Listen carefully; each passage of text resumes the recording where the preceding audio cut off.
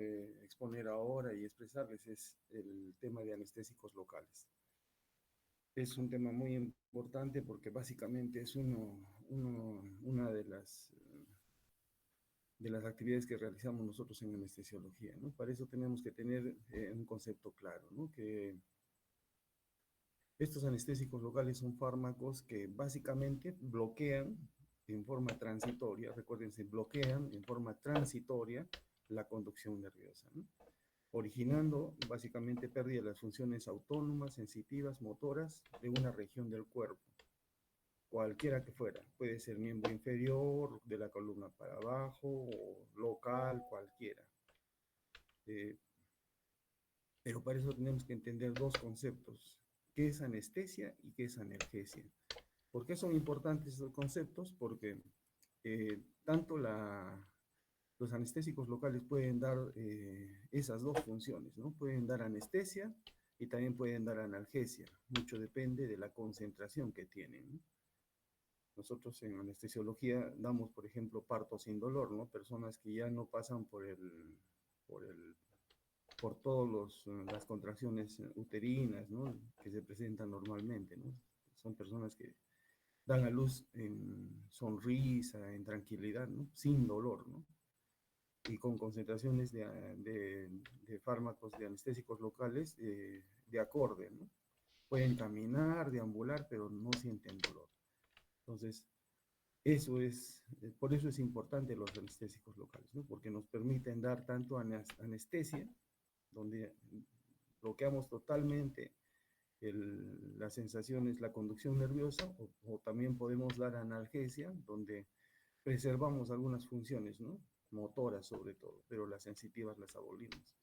Y así podemos ir graduando de acuerdo a lo que queremos, ¿no? Por eso es importante los dos conceptos. En historia hay bastante al respecto, ¿no? Porque como les había dicho la primera vez, siempre ha sido un reto para el que quiere curar, el que quiere sanar un dolor, solucionar el problema sin causar más dolor, ¿no? Entonces, se remonta hasta 600 años antes de Cristo, donde eh, con golpes o con asfixia, ¿no? Tenían que retirar cuerpos extraños gigantes o qué sé yo, eh, se valían de cualquier método para lograr el objetivo, ¿no? Ya a medida que iba avanzando el tiempo, ya descubrieron que algunas plantas tenían propiedades, ¿no? Y esas propiedades podían, podían darle la posibilidad al médico de poder hacer una actividad sin causarle dolor o molestias en la persona. Pero en lo que corresponde a anestesia, a anestésicos locales, en 1980 Albert Newman aisló la cocaína, ¿no? Y observó que producía adormecimiento a nivel de la lengua, ¿no? En los años de, de 1412 o, ya, ¿no? Ya más o menos ya teníamos idea, ¿no? Sobre todo cuando llegaron los españoles acá a Latinoamérica, vieron de que acá la coca era un, ¿cómo se llama? Una hierba que se utilizaba con bastante frecuencia, ¿no? Y ustedes saben que a nivel del Perú también, pues, ¿no? Se hacían las trepanaciones, ¿no? Se adormecían a la persona en forma local y en forma sistémica. Se utilizaban varias hierbas, ¿no? No solamente anestésicos locales para poder hacer este tipo de actividades, ¿no? Pero en sí, para no redundar mucho en el tema, es muy importante Clark Collen, ¿no? ¿Por qué? Porque él aisló la cocaína y la utilizó como anestésico local en operaciones de oftalmología, ¿no? Y eso cambió radicalmente el principio, porque se veía de que sí se podía hacer actividades complejas utilizando estos medicamentos, ¿no? De ahí hasta el momento en que se aisló, se pudo sintetizar la lidocaína en 1943 y se comenzó a utilizar en animales, ¿no? Donde se ponían anestesias neuroaxiales animales, sobre todo en perros, y se vio que era, que era, que era muy efectivo, ¿no? Después también se intentó realizar esto en humanos, el problema es las complicaciones que se habían, se dejó un tiempo y poco a poco al final ya se estableció como una práctica rutinaria, ¿no? Pero en sí dense cuenta que su uso es amplio, ¿no? Porque no solo tienen propiedades de este tipo, ¿no? Para bloquear la conducción nerviosa, sino tienen otras propiedades, ¿no? Como vamos a ver ahora. Estos anestésicos locales se utilizan, por ejemplo, para anestesias regionales, ¿no? Hablamos de infiltraciones locales, de anestesias raquídeas, epidurales, bloqueos nerviosos periféricos, sea en miembro superior, en miembro inferior, ¿no? Todo nervio es susceptible de ser bloqueado, ¿no? O utilización de, a nivel local, ¿no? Donde ustedes quieran, ¿no? Con las características más bien que hay que tener en cuenta que vamos a ir hablando más adelante, ¿no? Eh, Cualquier lugar de la piel es susceptible ¿cómo se llama? A bloquear, ¿no? A producir analgesia. E incluso también podemos producir anestesia. Entonces, eh, es muy importante eso. También se puede utilizar anestesias por vía intravenosa, ¿no? Hay una técnica que se utiliza la lidocaína, por ejemplo, en infusión continua, y puede producir anestesia general, ¿no? O también, antiguamente se hacía un torniquete en el brazo y se administraba un anestésico local y, y se podía conseguir una anestesia, ¿no? Obviamente que estos dos últimos procedimientos tenían alta mortalidad porque los efectos tóxicos fueran evidentes, ¿no? En lo que es anestesia general intravenosa, actualmente pues sí, ¿no? Se ha perfeccionado la técnica y se usa, ¿no? Sí, con cierto grado de peligro y tienen que ser bien monitorizados para detectar rápidamente signos de toxicidad, ¿no? Entonces, pero sí se puede utilizar, ¿no?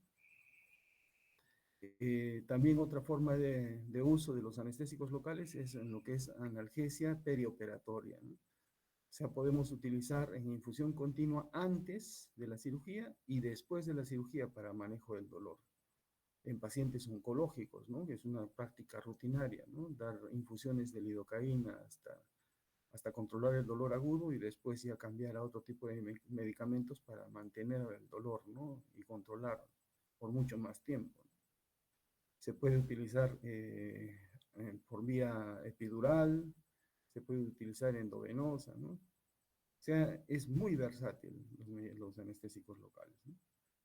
Otra, otro uso frecuente es en la intubación, ¿no? Sabemos que las descargas adrenérgicas durante el proceso durante la intubación es tan grande que muchas veces puede condicionar, por ejemplo, ACVs hemorrágicos o isquemias cerebrales, ¿no? Entonces, para eso se ha comenzado a utilizar lidocaína en gel en el tubo endotraqueal o también se ha utilizado lidocaína en infusión endovenosa, ¿no? Esto para disminuir la respuesta simpática, ¿no? A la intubación orotraqueal. Y otra de las características de algunos, sobre todo de la lidocaína, es su gran versatilidad para el manejo de las arritmias, ¿no? Es un buen medicamento antiarrítmico y su mejor cualidad es que produce menores cambios hemodinámicos, ¿no? A comparación de la amiodarona, que puede producir un shock farmacológico, por ejemplo, ¿no? El verapamilo, que puede producir, aparte de un shock farmacológico, puede producir un bloqueo irreversible, ¿no? Entonces, hay muchas cosas, muchos beneficios de los anestésicos locales. En cuanto a su mecanismo de acción, en este tema hay bastantes estudios, ¿no? Hay bastante información al respecto. Pero para que se comprenda, básicamente hablamos del potencial de membrana, ¿no? A nivel de las terminaciones nerviosas, que básicamente están en relación a una despolarización y una repolarización dependiente de un estímulo. Este estímulo desencadena una descarga que altera el potencial en reposo de la membrana y esto estimula a lo que es la bomba del sodio-potasio, ¿no? Sobre todo la bomba de sodio dependiente de consumo de energía, ¿no? O sea, se apertura este canal y se permite que el sodio ingrese al intracelular y se libere dos potasios, ¿no? Por tres sodios, dos potasios, y de esta manera pues se comienza a activar la membrana, ¿no? Y esto, esto lleva a un estímulo que lleva la sensación de dolor térmica o la sensación que recoja a nivel de periferia el nervio a nivel central, ¿no? Y como ustedes saben, a medida que va aumentando, va pasando de la primera neurona a la segunda neurona, a la tercera neurona y desciende, se hace cada vez más complejo, ¿no? Porque ya intervienen otro tipo de núcleos, otro tipo de mecanismos, ¿no? Entonces, cuando tú quieres utilizar un anestésico local, lo que buscas básicamente es cortar este proceso, ¿no? Cortar este proceso. ¿Y cómo pasa eso, no? Ahora vamos a entender, ¿no? A nivel de lo que es la membrana en este lugar, la parte, en el nervio, es una membrana lipídica, ¿no? Se dice bicapa porque es lipídica y proteica, pero en sí los estudios actuales han demostrado que es una membrana lipídica con eh, una infinidad de moléculas proteicas ahí, ¿no? Enclavadas o incrustadas dentro de la membrana lipídica, que se comportan así como una membrana bicapa, ¿no? Entonces, y esto tiene en su composición unos receptores alfa, beta 1, beta 2, ¿no? Y donde actúa los anestésicos locales es en los receptores alfa, no se olviden. Entonces, hasta ahí más o menos se comprende, ¿no? ¿Y en qué consiste esto? En un proceso, ¿no? De despolarización, de repolarización, ¿no? Con un estado basal, como vemos en la siguiente, un estado basal, ¿no? Un umbral de estimulación donde el potencial aparentemente está en reposo, ¿no? Está en reposo y, el, y, y la actividad a nivel de los nervios es nula, ¿no?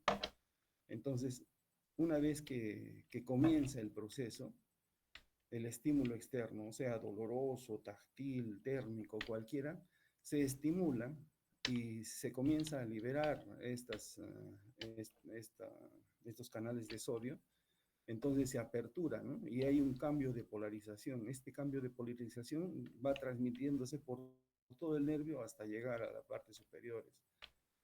Entonces, cuando uno administra anestésicos locales, como podemos ver acá, antes de esto, ya, administra un anestésico local, el anestésico local necesita traspasar esta membrana en forma inactiva, ¿no? Para eso mucho depende de sus condiciones que se encuentran en ese momento. Por ejemplo, si tú administras lidocaína, la lidocaína tiene una características, ¿no? Vamos a hablar más adelante de su unión a las proteínas, por ejemplo, ¿no? De un rango libre, ¿no? Que no se une a las proteínas. Y este rango libre, una vez que está suelto ahí en el tejido, eh, tiene que unirse a radicales y poderse hacer liposoluble. Una vez que se hace liposoluble y neutro, pasa la barrera. Pasa la barrera hasta que ya en la parte interna del nervio se protona, se hace positiva. Y esto, al hacerse positiva, llega al, al, a los receptores alfa y bloquea los canales sodio por la parte posterior, por decir así, ¿no? No por arriba, no por donde está donde se ha administrado el medicamento, sino tiene que pasar la barrera y una vez que pase, bloquea, ¿no? Los canales de calcio. Entonces, al bloquear estos canales de calcio, ya no hay conducción nerviosa, se corta el estímulo, ¿no? Entonces, de esa manera, una persona ya puede operar, puede hacer cualquier tipo de procedimiento en esa zona y no se va a producir, ¿no? No se va a trans- transmitir la sensación de dolor térmica o la sensación que está ocasionando la alteración de la membrana, ¿no? ¿Hasta ahí se entendió? Eso es importante que se entienda. ¿Sí? Sí, sí, doctor.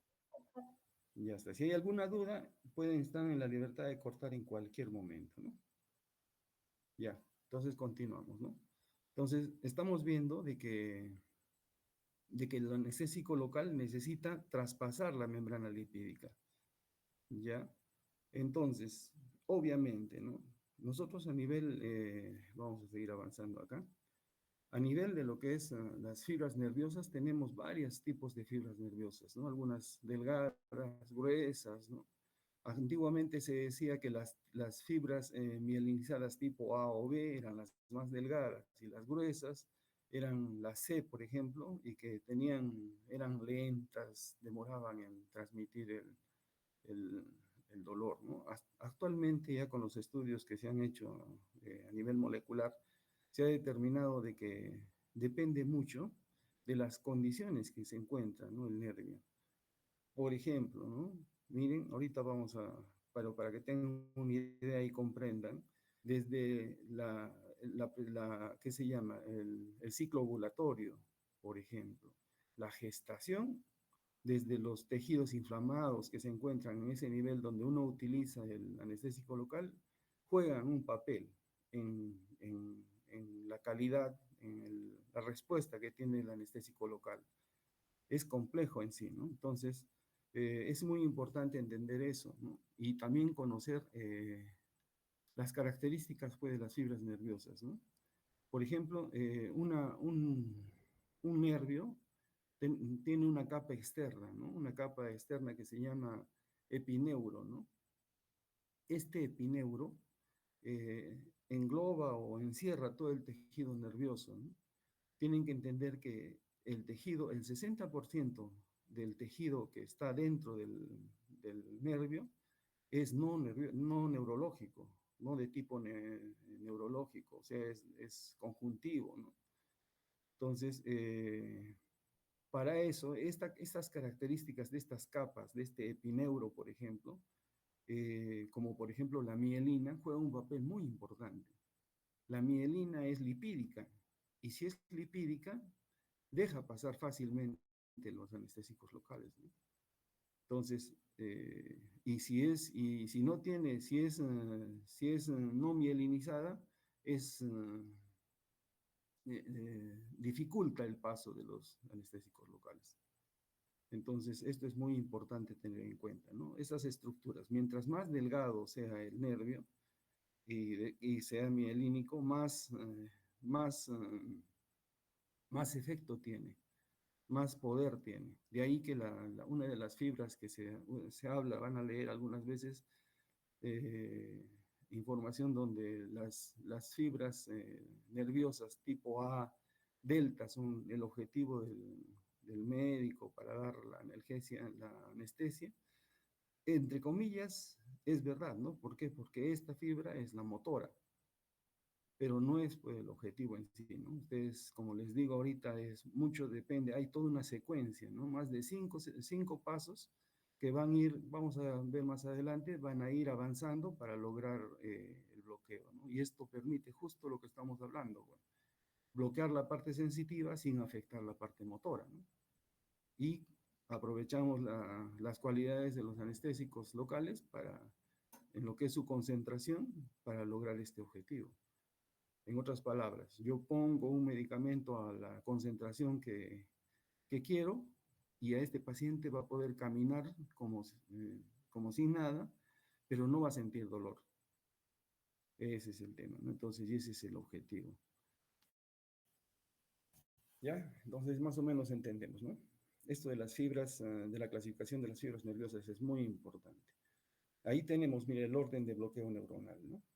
Primero, las fibras B, ¿no? Aumentan la temperatura y la vasodilatación. Cuando uno pone anestesia, lo primero, los que hemos hecho prácticas, los que todos creo que han hecho prácticas, cuando ponen una anestesia neuraxial, para ver el nivel que se obtiene en el procedimiento, lo que hacemos es controlar la temperatura y el dolor, ¿no? ¿No han visto? Le ponemos algo frío y siente usted dolor, y de esa manera sabemos hasta qué lugar está más o menos el bloqueo, porque las fibras B, que están, que su acción es controlar la temperatura, son las primeras que se afectan, ¿no? Y tú ya más o menos puedes ver hasta qué lugar está tu nivel, ¿no? De anestesia que vas a conseguir, ¿no?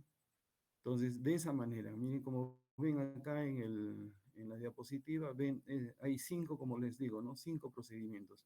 Y la última es la pérdida de la capacidad motora. Entonces nosotros fácilmente podemos llegar hasta la tercera o cuarta y mantener las últimas, ¿no? Las últimas o la última. Y conseguimos solamente bloquear la parte del dolor.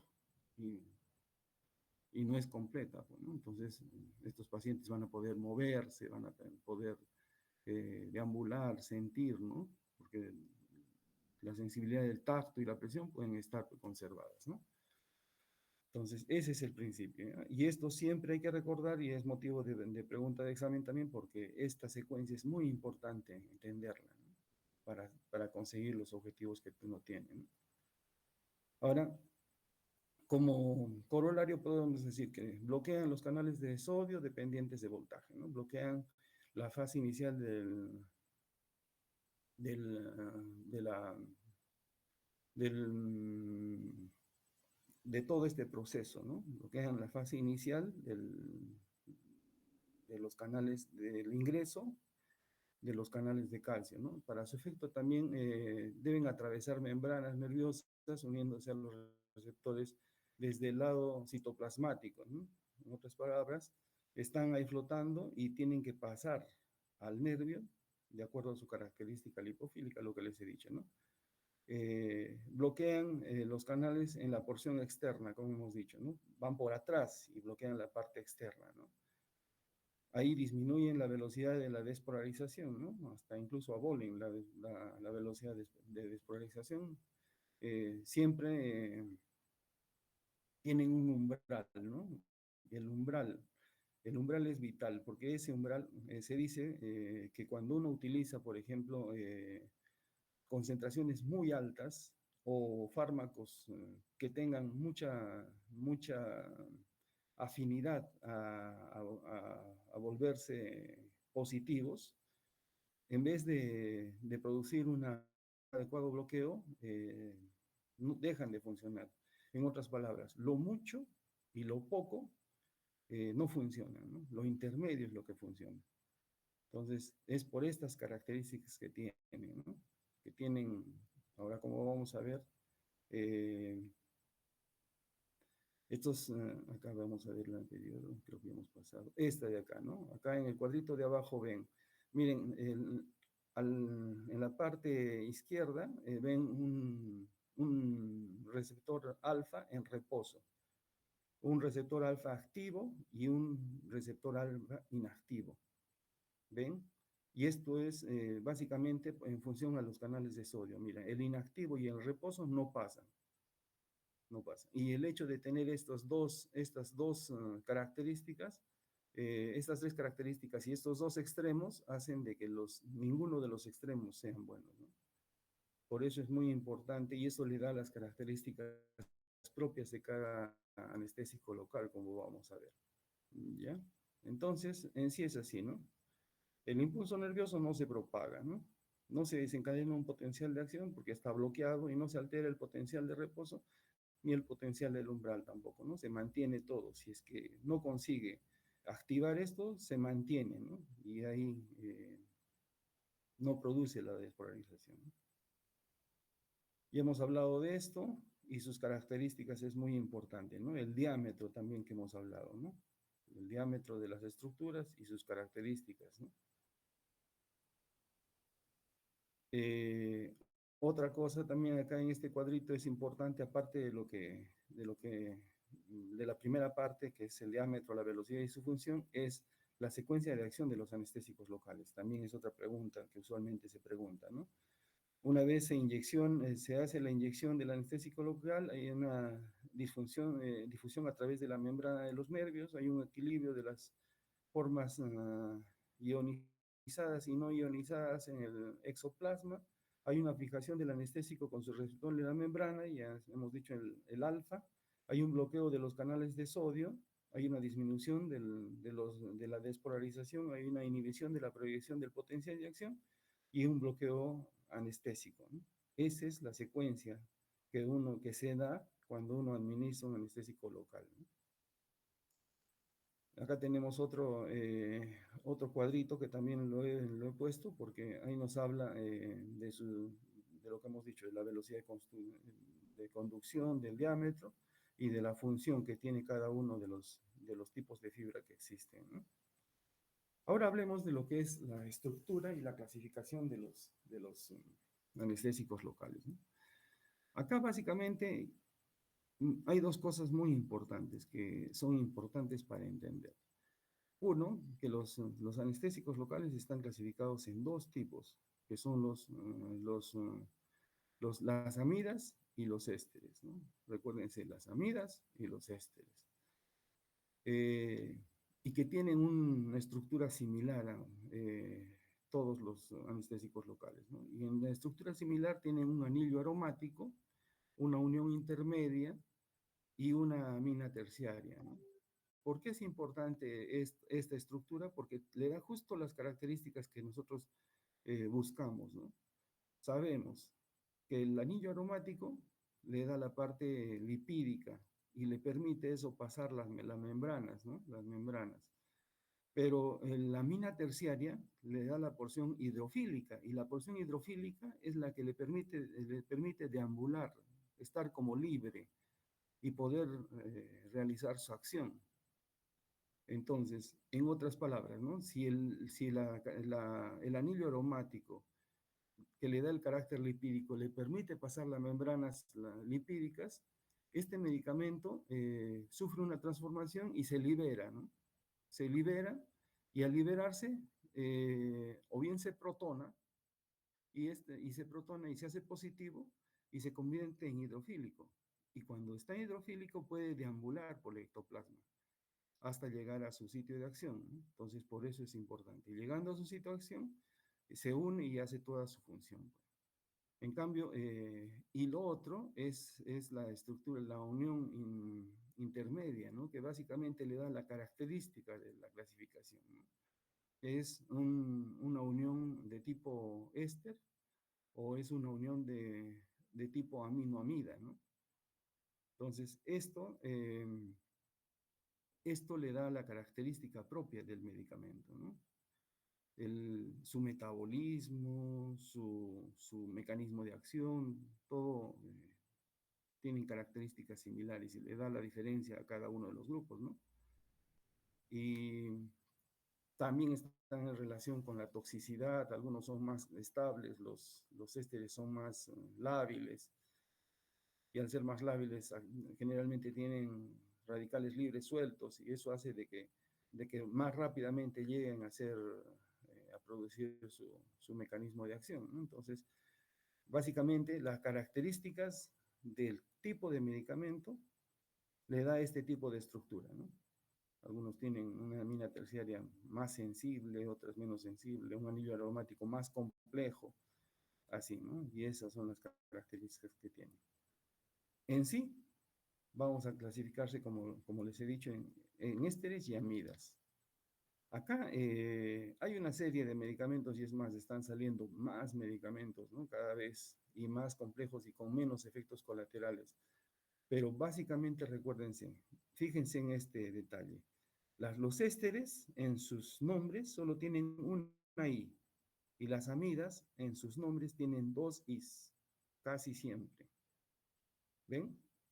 Por ejemplo, ésteres, benzocaína, una I, clorprocaína, una I, cocaína, una I, procaína, una I, tetracaína, una I. Todos estos son ésteres, con una I.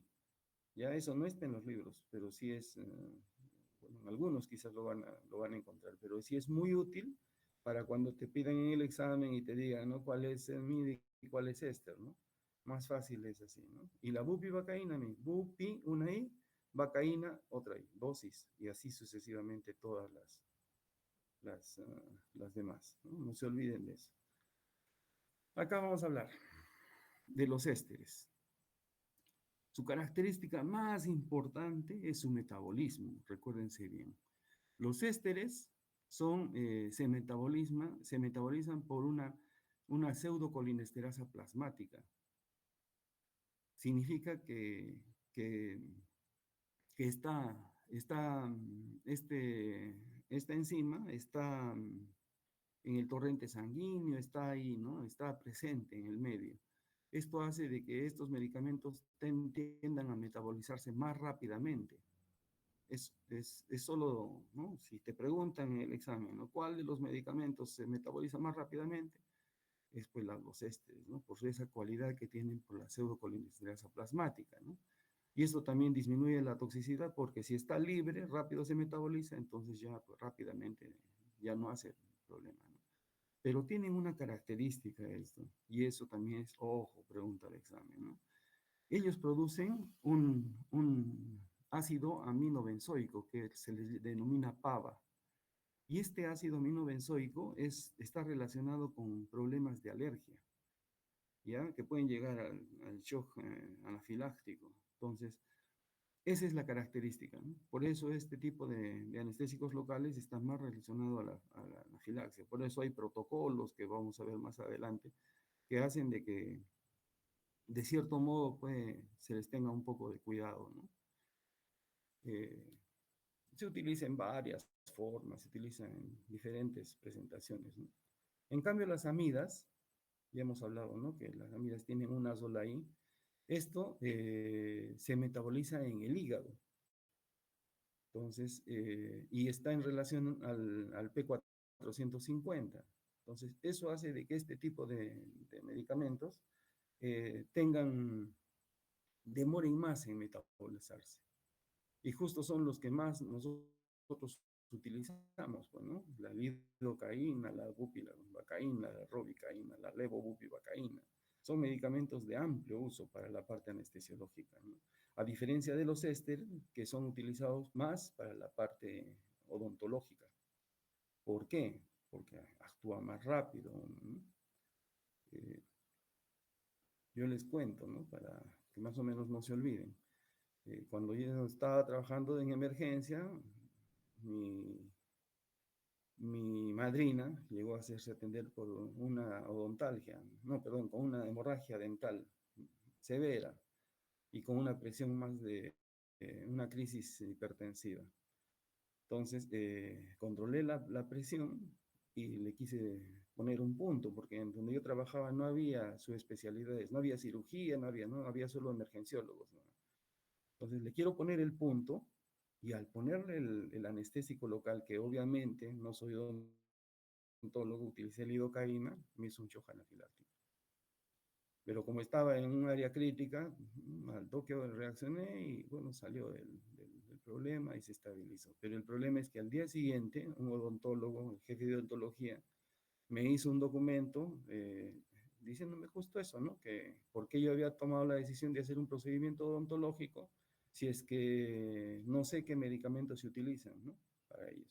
Y justo esto era el problema, ¿no? Él decía de que ellos utilizaban los ésteres para manejar, porque eh, para ellos lo que querían es que actúen más rápidamente y que se metabolicen más rápido, ¿no? Y que haya menos problemas.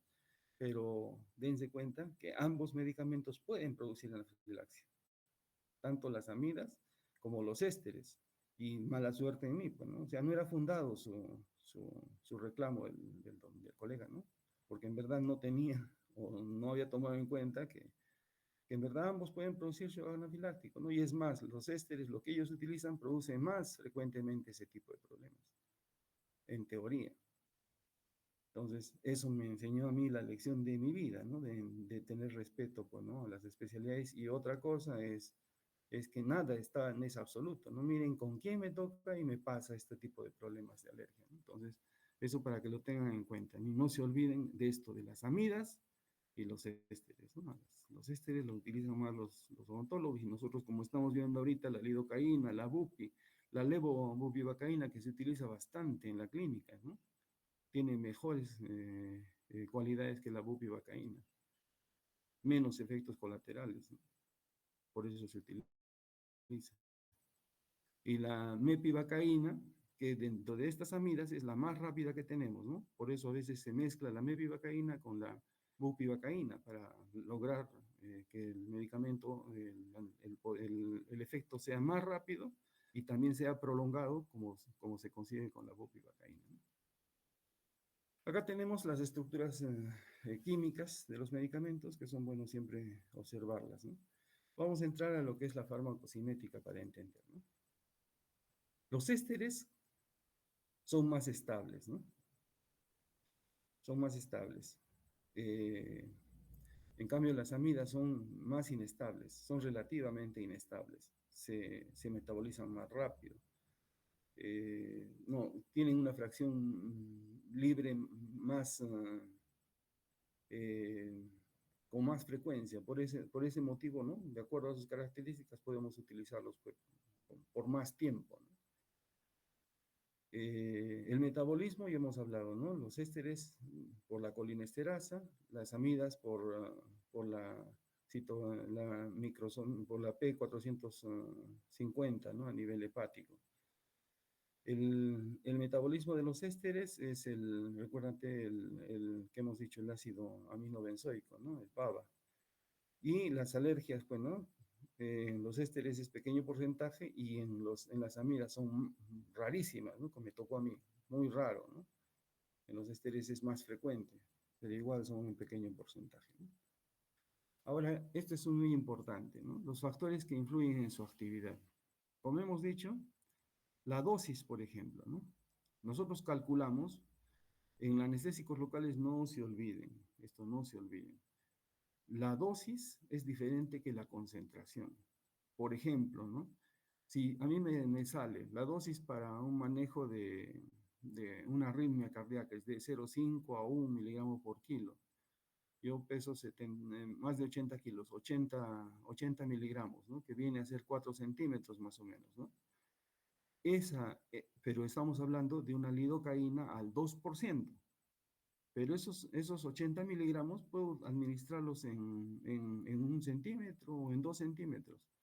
Esta diferencia de volumen para nosotros es vital. ¿Por qué? Porque si nosotros administramos 4 centímetros de lidocaína para bloquear, qué sé yo, una mano, bloquear cualquier herida que tengas ahí, ¿no? Y utilizamos 2 centímetros de lidocaína, la misma dosis, pero en diferente concentración, eh, hay diferencias, ¿no? El bloqueo, la anestesia se va a dar en ambos casos, porque la concentración para pensar en manejo de solo dolor tiene que ser menos de 0,125%, ¿no? Diluida hasta 4 veces, ¿no? En cambio, la concentración alta también va a producir anestesia, pero la diferencia es que el volumen mayor abarca mayor área. Entonces, ese paciente, con esa infusión, vamos a bloquear pues, un radio de unos 5 centímetros, ¿no? O más. En cambio, con una dosis de 1 a 2 centímetros, vas a dar una anestesia adecuada, pero en 1 o 2 centímetros nada más. Esa es la diferencia. Y eso se da en todo, ¿no? Por ejemplo, si utilizamos una concentración más alta, el mismo principio que ustedes, que les he expuesto ahorita, para una anestesia raquidia, lo que vamos a hacer es bloquear bien, pero solo 2 metámeras. Y 2 metámeras es insuficiente, ¿no? El tiempo va a ser corto también. porque igual se va a metabolizar, no va a abarcar más y va a quedarse en ese lugar nomás y va a ir metabolizándose, ¿no? Poco a poco. Se va a pasar al torrente sanguíneo. Es más, aumenta la toxicidad. Entonces, y si pones una dosis más amplia, se distribuye más, se absorbe más regularmente en más área y consigues pues, mejor nivel de bloqueo, ¿no? Entonces, por eso es importante la dosis, ¿no? Hace que la anestesia sea efectiva, que la duración sea adecuada, ¿no? Y reduce pues, el tiempo de latencia, como dicen, ¿no? Ahora, los, la adrenalina, ¿no? Que es un vasoconstrictor, es otro factor que influye bastante. La adrenalina produce vasoconstricción y al producir vasoconstricción limita la difusión del medicamento. Al limitar la difusión la atrapa en el tejido y aumenta el tiempo, por eso el tiempo de latencia, aumenta el tiempo de duración del anestésico. Por eso es muy importante, ¿no? Eh, la adrenalina no está exenta de problemas. Ya vamos a ver unos cuadritos más adelante donde sí se ve que la adrenalina hay que saberla usar, ¿no? Sobre todo hay que tener bastante cuidado en la administración en vasos, ¿no? Tienes que asegurarte que esté en tejido, porque si la administras en vasos, en cualquier linfático, venoso, arterial, tiene sus consecuencias severas, ¿no? Problemas a nivel cardíaco, intoxicaciones o simplemente puede producir taquicardia, ¿no? O sea, hasta neurológicas. Ese es el problema, ¿no? Por eso hay que tener mucho cuidado. Pero sí es muy beneficiosa para aumentar el tiempo de latencia de los medicamentos, ¿no? El lugar de la inyección también es vital, ¿no? No es lo mismo administrar en vía subcutánea que en cerca o en las periferias de un nervio, ¿no? O en el mismo nervio, como en el caso de las raquidias, ¿no?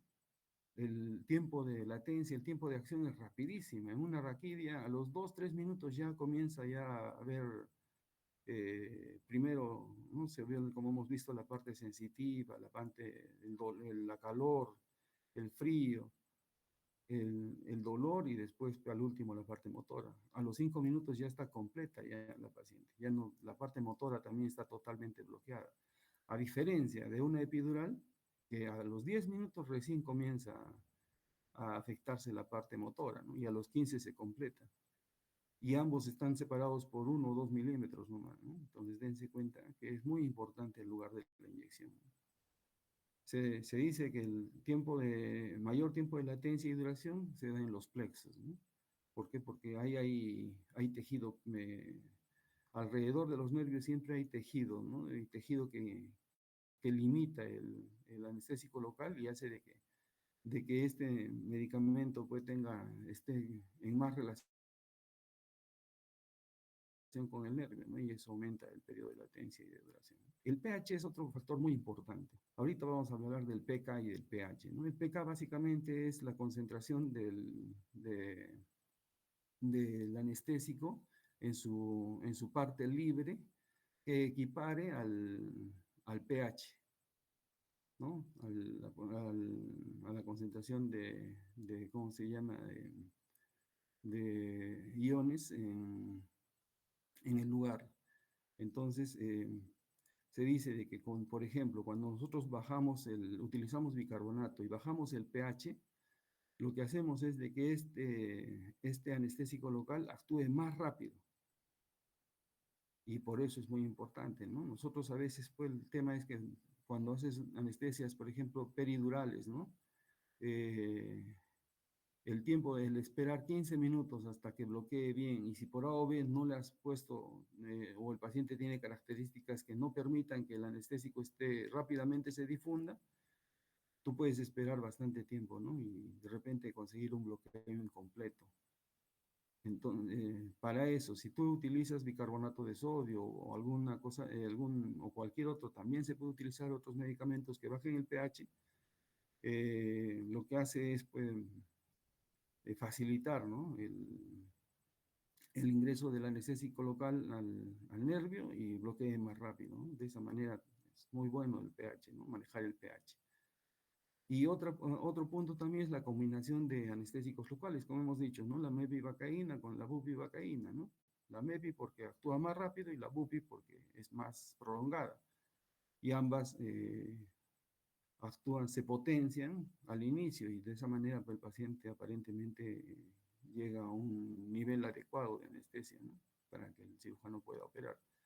Entonces, es muy importante esas combinaciones, ¿no? O puedes utilizar lido con bupi, ¿no? Un tercio de lido con dos tercios de bupi. Entonces, esto ayuda, la lido es más rápida que la bupi, ¿no? La lido y se potencian ambas y al final consigues una adecuada anestesia mezclando anestésicos locales, ¿no? Otros factores que influyen es el embarazo, como les he dicho, ¿no? El embarazo de por sí, por el acúmulo de líquido en la gestante, hay un mayor volumen de distribución, ¿no?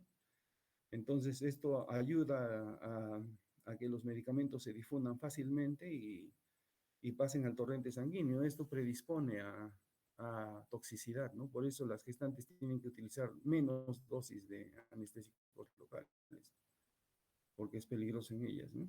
La toxicidad es alta en ellas. Pero sí, esto hace de que, por ejemplo, tú le pones una anestesia para una próstata, con el mismo volumen que le pones para una gestante, la próstata, el nivel del bloqueo va a ser menor, ¿no? A diferencia que la gestante, el bloqueo es mayor, incluso puedes bloquear hasta los músculos respiratorios y complicar y condicionar una insuficiencia respiratoria en embarazo, ¿no? Por eso es muy importante identificar el espacio, ¿no? Y el espacio se altera con la gestación, ¿no? Si es L3, L4 era a nivel de las espinas ilíacas, en la gestación está mucho más arriba, ¿no? Y la L2, L3 está ahí, ¿no? Esa es la diferencia que puede pasar. Otro punto importante es los electrolitos, ¿no? Y dentro de los electrolitos, el más importante es la hipopotasemia y la hipercalcemia, ¿no? Que juegan un papel importantísimo, ¿no? Ustedes saben que cuando quieres mejorar la contractibilidad cardíaca le pones calcio, ¿no? Y el calcio mejora la contractibilidad. El mismo principio funciona acá, ¿no? La hipercalcemia, pues, ayuda, ¿no? Aumenta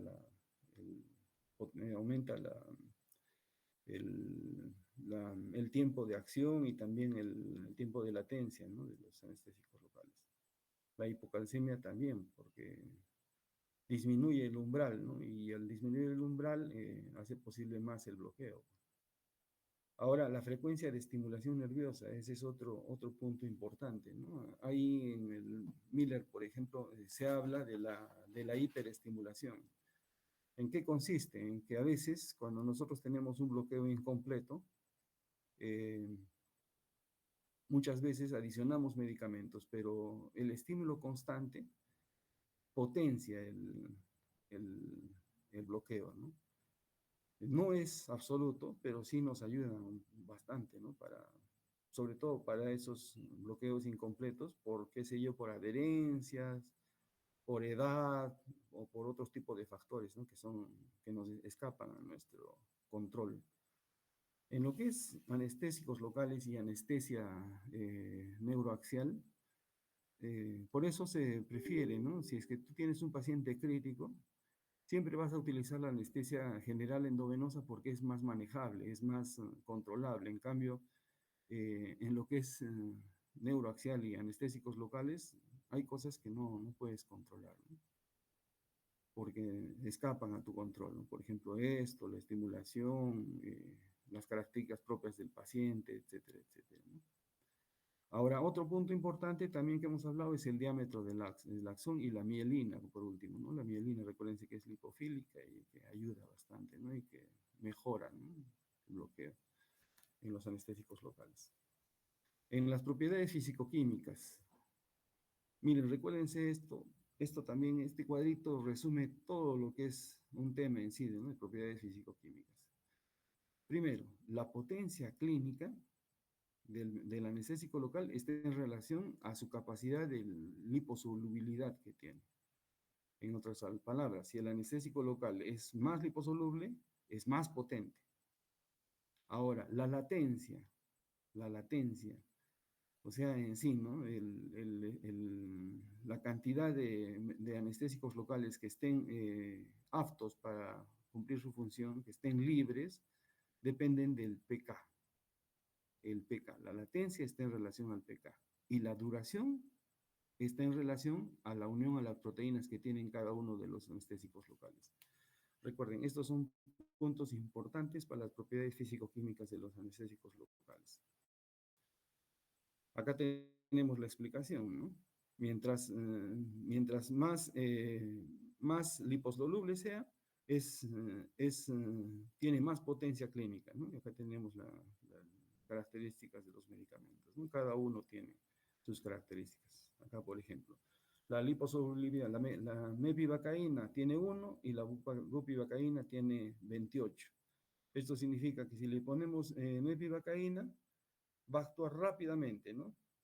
Y la bupivacaína va a actuar lentamente, pero si mezclamos las dos, se va a equiparar. Pues el medicamento vamos a tener una respuesta rápida por la MEPI y una continuidad por la BUPI, ¿no? Entonces, la latencia, el pK, por ejemplo, miren, el pK en acá. El pK de la mepivacaína es 7.6 y de la BUPI es 8, es más alta. Entonces eso va a permitir que el medicamento sea más adecuado el bloqueo y esté más presente, ¿no? En todo el tiempo, sea un adecuado bloqueo, a diferencia del otro, ¿no? Y la unión a las proteínas también, como tenemos acá, mira, la mepivacaína 75 y la bupi está bien pegada a las proteínas, ¿no? Eso nos va a dar las características de lo que es la duración del medicamento, ¿no? Ahora pasamos a lo que es farmacocinética, ¿no? En verdad, como hemos visto hasta ahorita ya un poco de esto, la absorción se da bueno, en todos los tejidos, ¿no? Intravenosa, y hemos visto que sí se puede dar hasta anestesia intravenosa, ¿no? Intraarterial también se puede utilizar, ¿no? Muy peligrosa, pero sí se puede utilizar, ¿no? O traqueal, ¿no? A veces se utiliza, ¿no?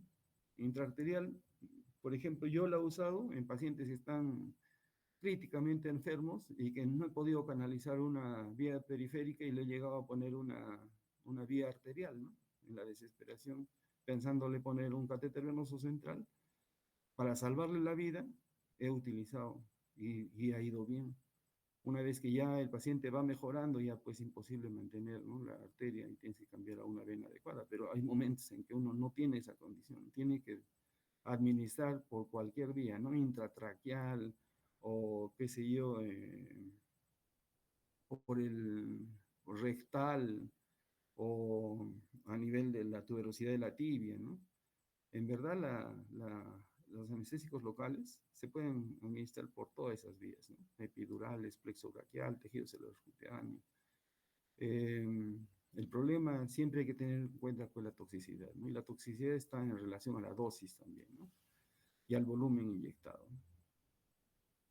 También, como hemos visto, ¿no? La presencia de los vasoconstrictores aumenta la duración, ¿no? Puede aumentar también la toxicidad, depende, ¿no? Depende de dónde es lo que estamos administrando, ¿no? Y además de eso, cada medicamento tiene un perfil farmacológico propio, ¿no? Que le da características propias a los medicamentos.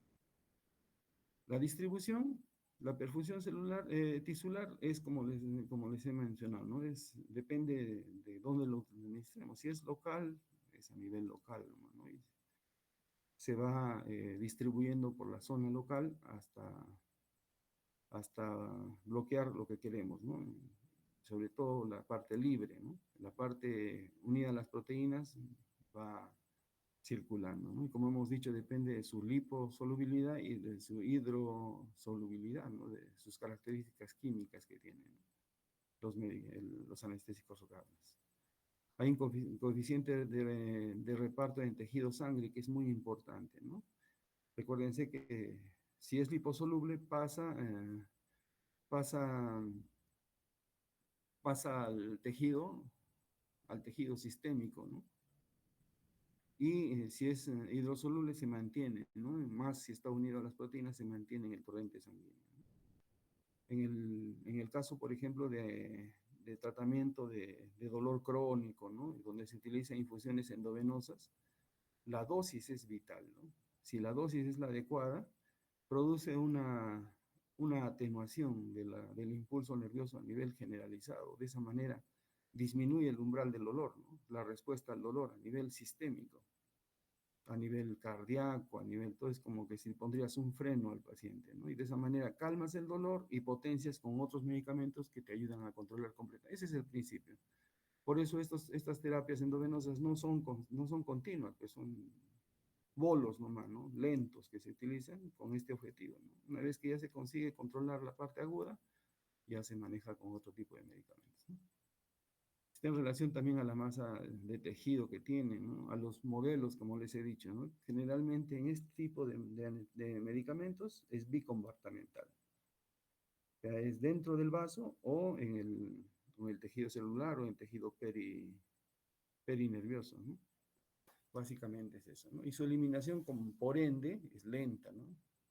Es lenta. Si está unida a las proteínas, como por ejemplo la BUPI hemos visto, es lenta. Por eso la duración en estos casos, pues, es hasta de la anestesia, puede ser 3 horas, ¿no? Pero la presencia en sangre puede llegar hasta las 6 horas, ¿no?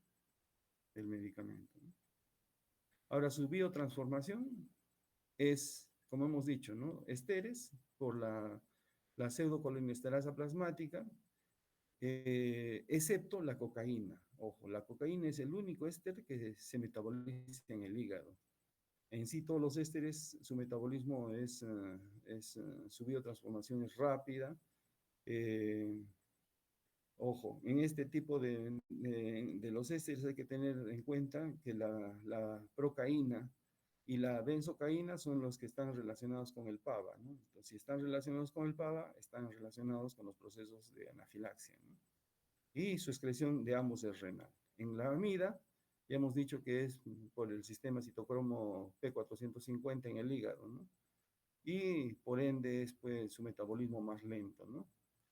La que más demora es la pilocaína, intermedio después la lidocaína, la mepivacaína, la rubicaína, la bupivacaína, ¿no? En orden de, de mayor a menor. La intoxicación sistémica es el problema que tiene, ¿no? La amida, ¿no? Eh, Hay que tener en cuenta que en pacientes que tienen problemas hepáticos, cirrosis, de todo, que tienen mayor predisposición a hacer problemas, ¿no? De intoxicación. Y como hemos dicho, su excreción es por vía renal. En lo que es intoxicación es importante, ¿no? Muchas veces nosotros al utilizar estos medicamentos, lo primero que vemos es que el paciente comienza a hacer taquicardia, ¿no?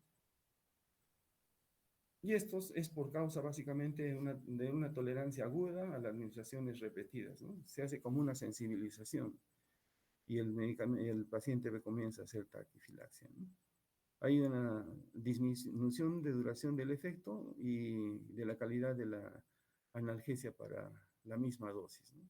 Generalmente los pacientes que tienen estos efectos colaterales como la taquifilaxia, las dosis repetidas son cada vez menos efectivas, ¿no? A medida que va pasando el tiempo. Hemos hablado que ambos pueden producir alergias, con el ejemplo que les he dado, ¿no? Pero más siempre son los ésteres, ¿no? Ahora, las intoxicaciones por anestésicos locales a nivel central, del sistema nervioso central y cardiovasculares siempre son graves. Muchas veces condicionan muerte del paciente, ¿no? Yo he visto 2 casos graves por este tipo de problemas. No en anestesio, sino en emergencia, he visto, ¿no? Cuando trabajaba en emergencia. Entonces, es rápido, es vital reconocer las características, como vamos a ver más adelante. En lo que es ésteres nomás, ¿no? Hemos hablado que estos son más rápidos, actúan más rápido, ¿no? Y son menos frecuentes las intoxicaciones. Dependen de la concentración y del anestésico administrado en ese momento, la dosis empleada, el sitio de administración y la técnica que se ha realizado, ¿no? Básicamente, las manifestaciones de tipo neurológicas son midriasis, vómitos, náuseas, escalofríos, fiebre, inquietud, ansiedad, aumento de la excitación nerviosa, la respiración se aumenta y aparecen pues, en cuadros graves de delirio, convulsiones y el paciente queda inconsciente y muchas veces muere. Pero dense cuenta que el cuadro clínico no es tan aparatoso como van a ver las amigas, ¿no? Pero igual pueden llegar hasta la muerte. Entonces no es una cosa de juego, ¿no? Por eso hay que intentar reconocer rápido esto. A nivel cardiovascular hay una depresión, como les he dicho, ¿no? Del funcionamiento de los músculos cardíacos. Recuérdense que les he dicho que en la terapia endovenosa, que se utiliza para manejo del control agudo, todos los nervios a nivel sistémico se enlentecen, ¿no?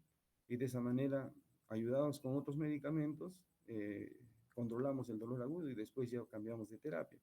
Entonces, por ende, es como que estaríamos utilizando una intoxicación leve, ¿no? En este tipo de manejo, pero que es útil, ¿no? Muy útil para el manejo de esos pacientes que están con mucho dolor, que no se les controla, ¿no? Los pacientes con cáncer, con estas terapias van muy bien, ¿no?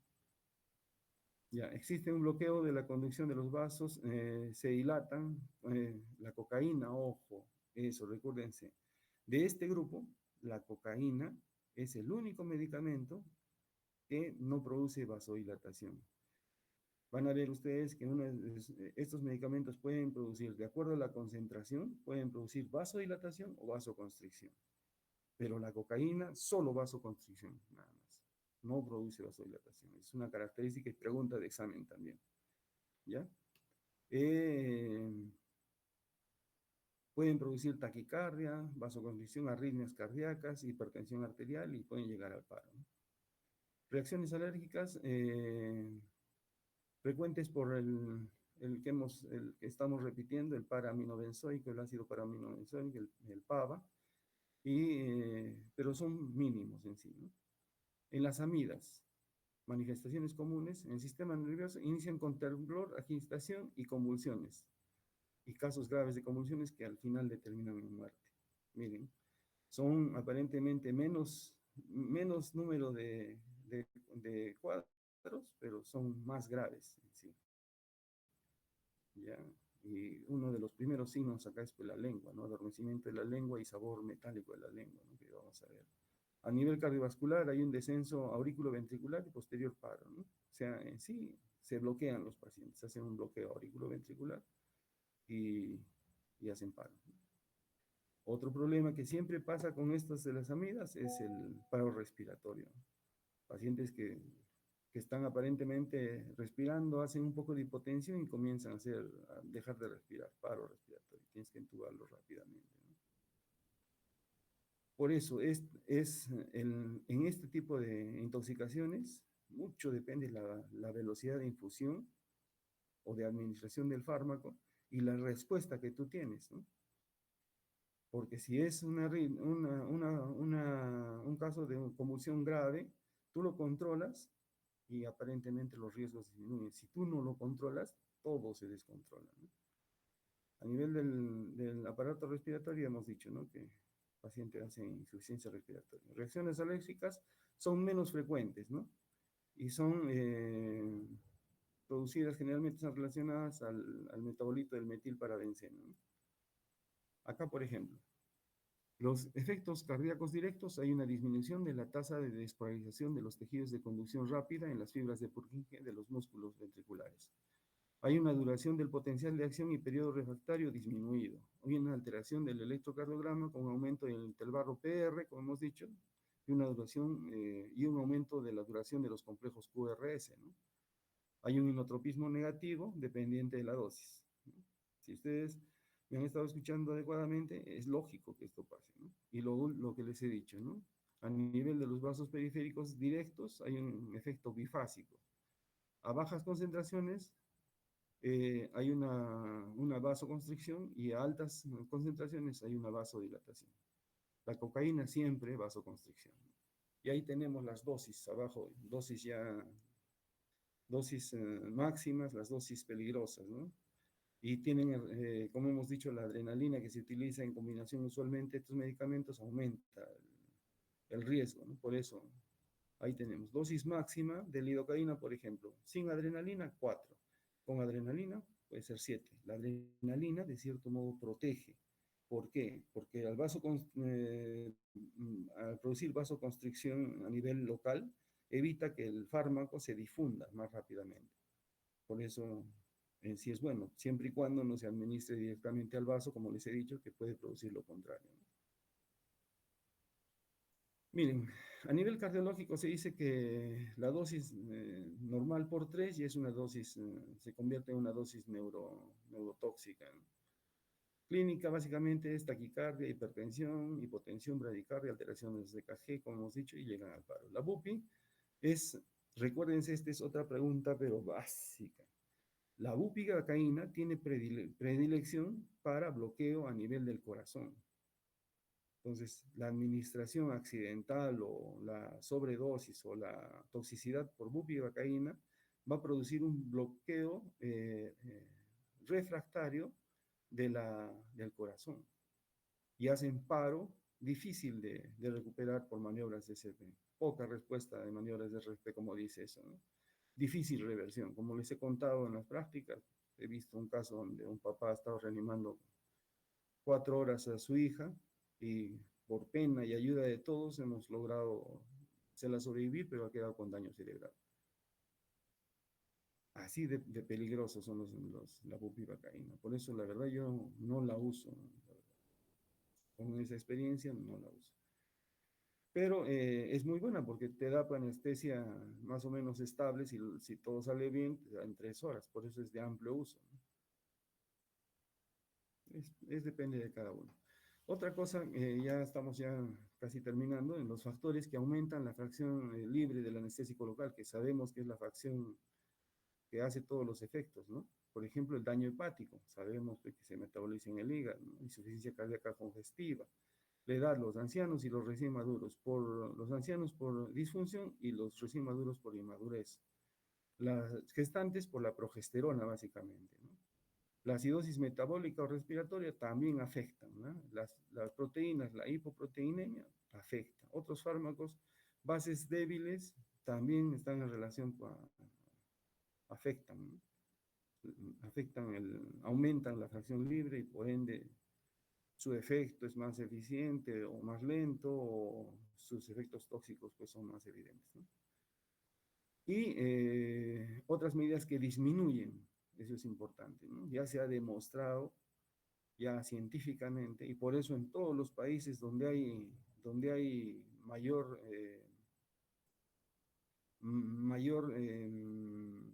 desarrollo en la parte médica, todos estos medicamentos están rotulados y preparados previamente. Ya uno los tiene listos, ¿no? Y los utiliza cuando quieren. Si han visto las películas, siempre les dan, dame tal adrenalina y ya está preparadita, ¿no? Bupi ya está preparadita. Lido está preparadita, ¿no? Atropina, todo está preparadito y rotulado, ¿no? Como ven ahí, ¿no? En la figura. Ahora, la disminución y el ajuste de una dosis adecuada, obvio, ¿no? Disminuye los riesgos de toxicidad, ¿no? La adición de vasoconstrictores ayuda, el control, la vigilancia y el material listo para cualquier eventualidad, para un paro cardiorrespiratorio, ¿no? Todo listo, preparado, ayuda, pues, definitivamente, ¿no? A disminuir los riesgos de complicaciones. Entonces, por ende, ¿no? Al manejar estos medicamentos, nosotros tenemos que tener en cuenta estos medicamentos que te van a ayudar a que tu medicamento actúe más rápido, dure más y tenga menos efectos colaterales. Entonces ahí no vamos a repetir porque es casi lo mismo, son los vasoconstrictores, en especial la epinefrina, el bicarbonato de sodio, que disminuye el pH y aumenta las cualidades que uno busca. Los opioides, que esto sí no hemos hablado, los opioides sí aumentan la duración y disminuyen la dosis del anestésico local que uno se está utilizando, sobre todo en el eje, en el neuroeje. De ahí que miren, nosotros utilizamos 10 miligramos en raquidia para una gestación. La dosis mínima aceptada es 6 miligramos, pero tiene riesgo de que no le vaya bien porque ya no bloqueas las metámeras que tú quieres y se convierte en un desastre, en una tortura la anestesia. Entonces, lo ideal es utilizar 7.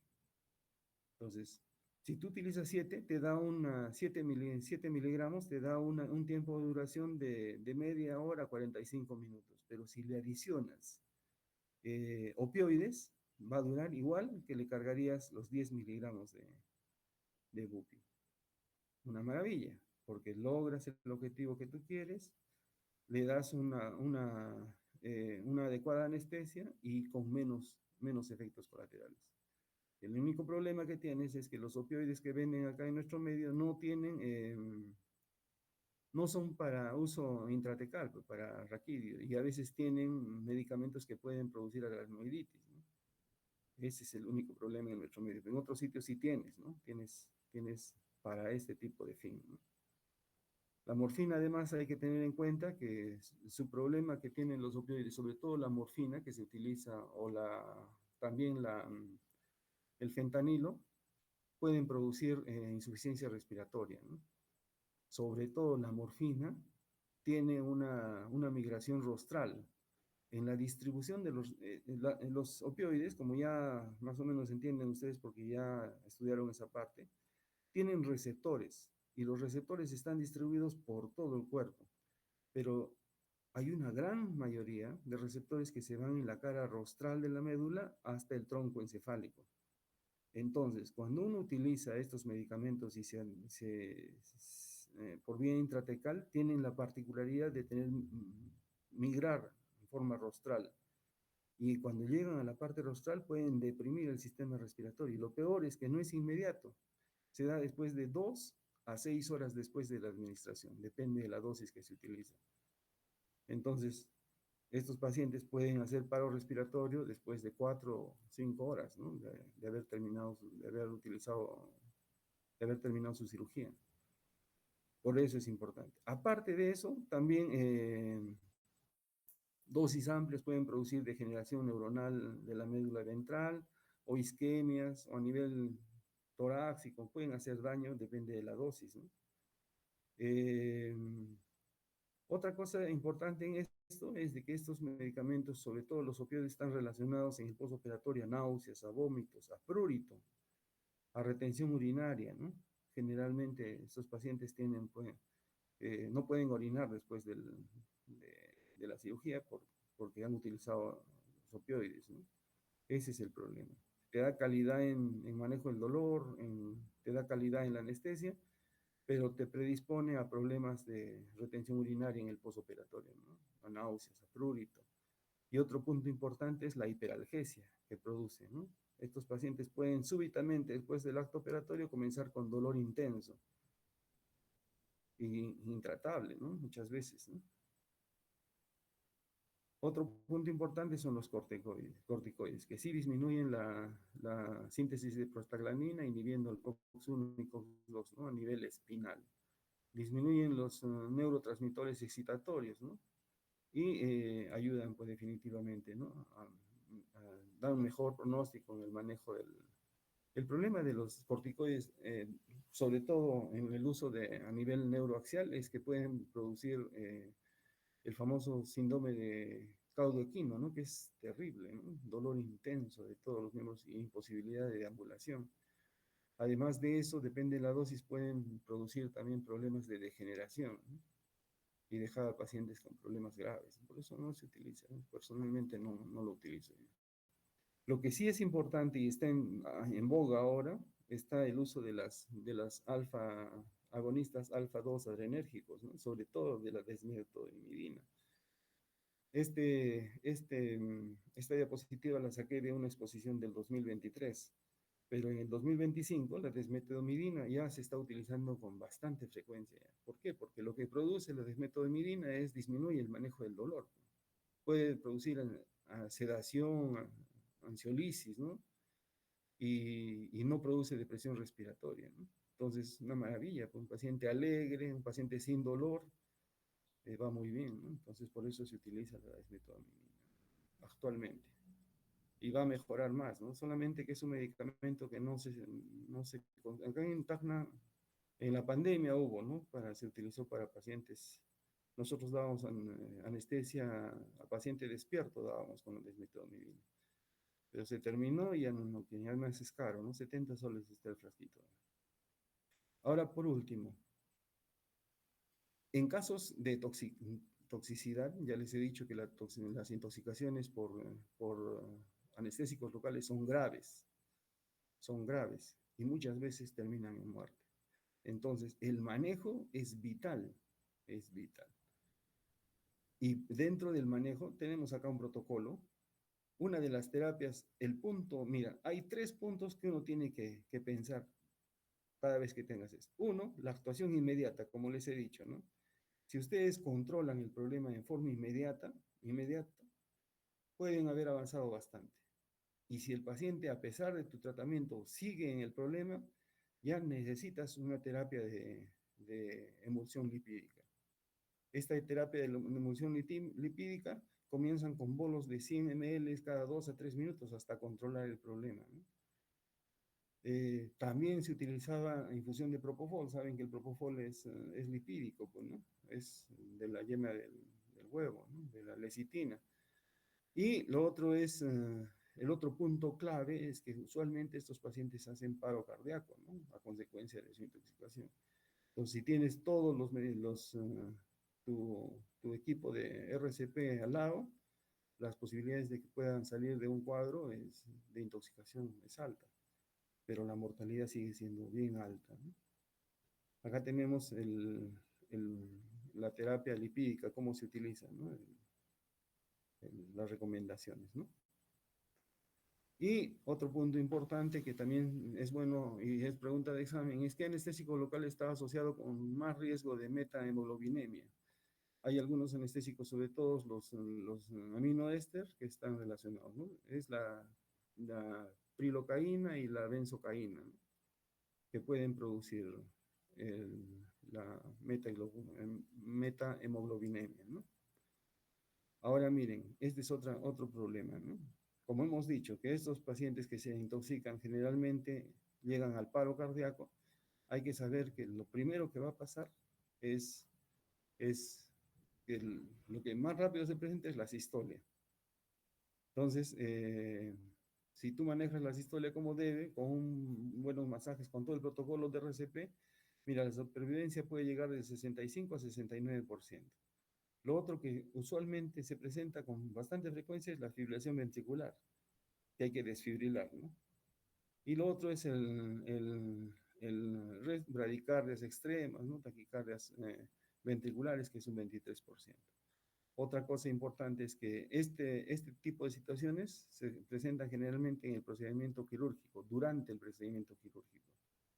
O sea, tú has administrado tu medicamento, ya está en el torrente sanguíneo y se va absorbiendo gradualmente, ¿no? Como hemos dicho, ¿no? De acuerdo a sus características del medicamento, y ya pues cuando ya llegan al torrente sanguíneo y pasan el umbral, comienza pues la intoxicación y se produce el paro, ¿no? 60% durante el procedimiento quirúrgico y un 15% incluso después del procedimiento quirúrgico. Por eso, miren, en las anestesia epidural se utiliza 20 ml de bupivacaína o de lidocaína, 20 ml. Y en la raquidia utilizas 2 centímetros. Obvio, esos 2 centímetros no van a producir toxicidad, pero los 20 centímetros sí pueden producir toxicidad. Por eso, la verdad, el uso de la anestesia epidural ya se está usando solo en procedimientos de docencia nada más, ¿no? Y en manejo del dolor, que sí se utiliza todavía dosis altas, ¿no? Básicamente es eso. También produce efectos inmunitarios, ¿no? Hay estudios incluso que en lo que es la inmunidad están en relación a los esteres más que a los aminoamidas, como hemos visto, y estos esteres están en relación a PABA, ¿no? Y en las amidas están el metilparabenceno, que están relacionados, ¿no? En lo que es musculoesquelético, ligero efecto miotóxico, cuando se administra a nivel de articulaciones, puede producir condromalasias graves. Eso hay que tener en cuenta, ¿no? Y a veces hacen esos bloqueos que hacen, ¿no? Las rodillas dolorosas, ¿no? Yo habré puesto N veces, hay gente que te dice, no, ponme, les pones, calma el dolor, pero pueden llevar a la larga a una fibrosis, una condromalacia, y por eso Al inicio yo ponía, después ya me leí esto y ya dije, no, quiero no perjudicar a nadie, ¿no? Y como hemos dicho, la metahemoglobinemia, ¿no? De la benzocaína, la pilocaína. Hay mezclas ahora en cremas que se llama EMBLA, que están en relación a la metahemoglobinemia, hay que tener en cuenta, ¿no? La clínica es disnea, cianosis, alteración del estado mental, coma y hasta muerte puede haber. El tratamiento es azul de metileno intravenoso, ¿no?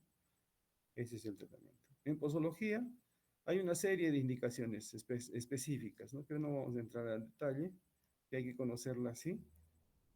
Básicamente se resume en un cuadrito, ¿no?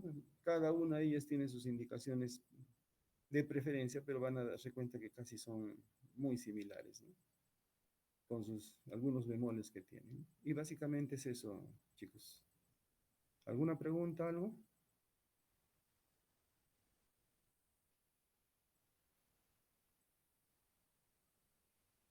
¿Alguna pregunta? Creo que no hay preguntas, doctor. Ya, entonces ahí nos quedamos. ¿Sí? Sí, sí, doctor. Ya, chicos. Ojalá les hayan entendido. Doctor, por favor, ¿me pasa las diapositivas para poder compartirlas con mis Sí, sí, compañeros? te las voy a pasar. Te las voy a pasar. Si no, Listo, en la doctor. noche le doy a los chicos que van a hacer en la noche conmigo, van un grupo a hacer guardia. Muchas gracias, doctor. Ya, hasta luego. Ah, no te olvides de la lista. Sí, sí, doctor, ahorita le paso la lista. Igual ya también le he tomado el screen, la foto para los que están de asistentes. Ya, ok, gracias. Hasta luego.